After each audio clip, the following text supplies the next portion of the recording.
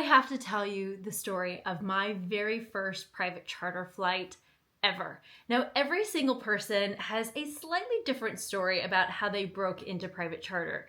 There's no one cookie cutter way. Like the airlines, you go to the Delta website and you apply directly right there. And then they send you through their training. And then when you're done training, you start flying. Private charter, there really is no one cookie cutter way, and every story is different. Yes, there are some guidelines that I always talk about on how to set yourself up for success, but again, everybody's story is slightly different. So let me tell you about my very first flight ever, my first trip. So my background, I started flying with US Airways and we merged with American Airlines. Well, I had no idea that private charter was this thing. I thought it was like this little thing that was like a stepping stone up to the airlines. I thought the airlines were the end all be all. I thought the airlines were like the major leagues and private charter. Maybe there was just a few planes out there and private jet flight attendants were just kind of a rare thing. I had no idea that that was not the case at all. So when I was flying for US Airways, I decided I don't want to be a flight attendant anymore. I want to be a pilot. Sorry, we're going back a little bit in history here so you can understand my foundation here. So I thought, I don't want to be a flight attendant anymore. I want to be a pilot. So I went and took flying lessons. Well, when I was at the little airports, these private jets started flying in and flight attendants started getting off of them. And pilots, obviously I knew that there were pilots, but flight attendants started getting off these jets. And I'm going, what's that? Why are there so many jets flying in here? And why do they have flight attendants? So I started talking with more and more people and realizing that the private charter world is this huge industry. It's just as big as the airlines. There's so many opportunities. I thought, okay. So long story short, I ended up getting my private pilot's license, but decided not to go on to become a professional pilot. So I did invest more time in trying to become a private jet flight attendant. And my original thought with it is, I'll be a private jet flight attendant while I'm getting the rest of my ratings. But after my private pilot's license, I was like, I'm already in aviation. Technically, for a long time, I was making more as a private jet flight attendant than some pilots were. So it's like, well, I'll just stay in private charter as a flight attendant. Long story short, I ended up marrying my flight instructor, and he knew all about private charter. Like, he introduced me to this whole private charter world. I'm like, oh my gosh. So I ended up applying to NetJets. Never heard a word. And I was like, okay. So I ended up moving from Charlotte, North Carolina down to South Florida. And I was still working for the airlines. I was traveling back up to Charlotte where I was based at the time and having to commute up there, work some trips and come back. I was coming home just crying. I was like, I can't stand the airlines anymore. And previous to this, I applied for NetJets, never heard a word. So once we got to South Florida, I started knocking on the doors of different private charter companies, handing out my resume. I was sending emails, whatever I could do to get exposure. Exactly everything that I tell you to do. So I finally got a hold of one company. And this lady, Kelly, was like, hey, I can use you occasionally, but we don't do enough flights to let you fly full time. Well, I'm thinking, okay, I'm in this new city. I have to have income. Well, no flights. Well, finally, one time coming home from one of my airline trips, just crying, my husband's like, just quit. Meanwhile, he's now flying private charter in South Florida. So I was like, are you sure? And he's like, we'll manage. So I quit on Saturday, and Monday or Tuesday night of the following week, I get a phone call from Kelly. She says, hey, I've got a trip that's going out at 7 a.m. tomorrow morning. Can you do it? And I was like, oh my gosh, yes, I will be there. Hallelujah, I will be there. So my husband, already working private charter, he knew like what needed to be stocked for the airplane, what it is that I needed to get for the airplane and have ready to show up to the airport the next morning. So that night, got off the phone, ran straight to the grocery store, grabbed flowers, lemons, limes, orange juice, milk, anything else that I can think that I needed for the airplane. So I got it all. And the next morning, I also stopped to grab a newspaper, current newspaper for that day, showed up. So it's bright and early. I think I actually showed up at like 5:30. So getting the airplane ready And the head guy of the company comes up and he goes,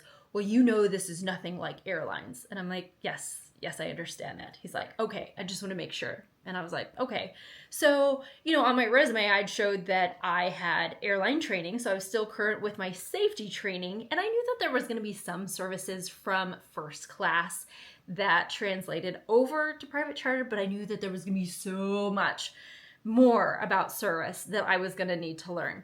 You know, on the airlines, you greet the passenger, you take their jacket, you offer, this is first class, you offer them their drink, you might even take their meal order beforehand, and then once you take off, you know, then the full swing of service gets going. Get the airplane all ready for the passenger. Again, it's bright and early, and the passenger shows up.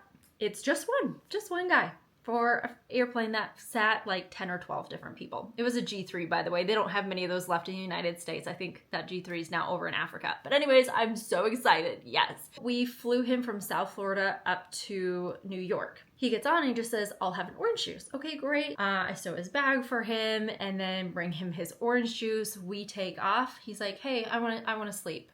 Okay. So I lower all the shades, grab a blanket and pillows, set up a little bed area for him in the back, and he takes a nap.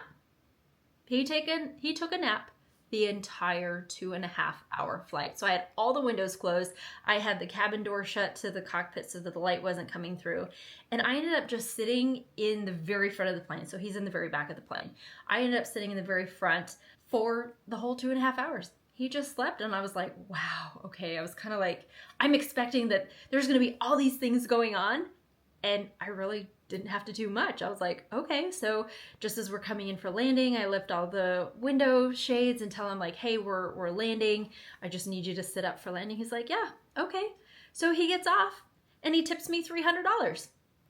I got $300. Well, technically $100, because you always need to split your tips with the pilots or they won't call you back for other charter work. So tip, always split your tips. So I was like, oh my gosh, I got $100 for just sitting here. Sweet.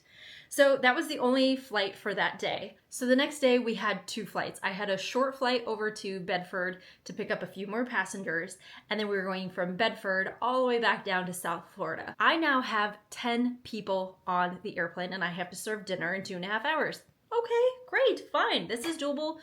I can totally get this done. So one thing I had heard previously was that you should heat the passenger's meal up in the oven and not the microwave, because sometimes the microwave can, ruin the quality of the food. The airplane had a dual, it was an oven/microwave. I was trying to heat up each meal in the little oven portion of it instead of microwaving it. So one dish to heat up was taking between 5 and 10 minutes. So I am now serving one at a time. Each person is eating all by themselves. And I was like, oh my gosh. And so the first officer ended up coming back. He's like, are you okay? Do you need help with anything? And I was like, I am so far behind. We are halfway through this flight and I don't even have half of the people served. Can you help me out? And he's like, aren't you using the microwave? And I said, no, I'm using the oven portion of it. He's like, no.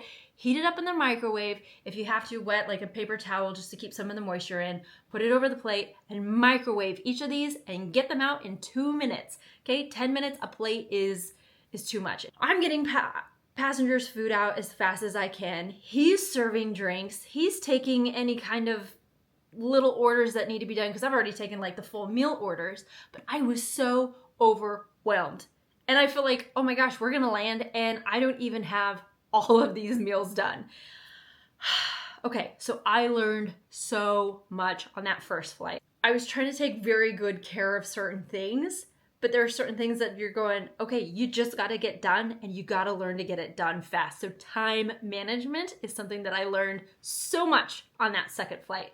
So the next day when we had another night flight, I had so much more of a rhythm and I never had to repeat another night like that second flight that I had to do. My first flight, the first trip, everything was polar opposite. First guy wanted an orange juice and he slept the whole time. Second flight, oh my gosh, I was so stinking overwhelmed trying to cook everything in the oven versus the microwave. Now, if you had a overseas flight and we've got like 10 hours and they just got a lot of time to kill, sure, take all the time, do lots of service, while meals are heating up, or maybe you're cooking from scratch, you can refill wine. But when you got a flight and 10 people need to eat in a certain amount of time and you gotta go, you learn so much. So by the time I did that third flight, I was like, okay, I got a rhythm, and I never had to relive a night like that second one, and I never had to ask the first officer for help.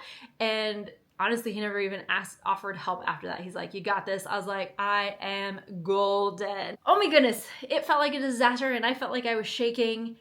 But the passengers don't know that. They don't know that this was officially my first trip ever, but do you ever learn? So I hope you can learn from my first trip if it's something that you are interested in becoming a flight attendant as well. Now, the only other tip that I have to give you, and I give this to every single person, say your very first trip, they call you and like, hey, we have a one-day trip for you.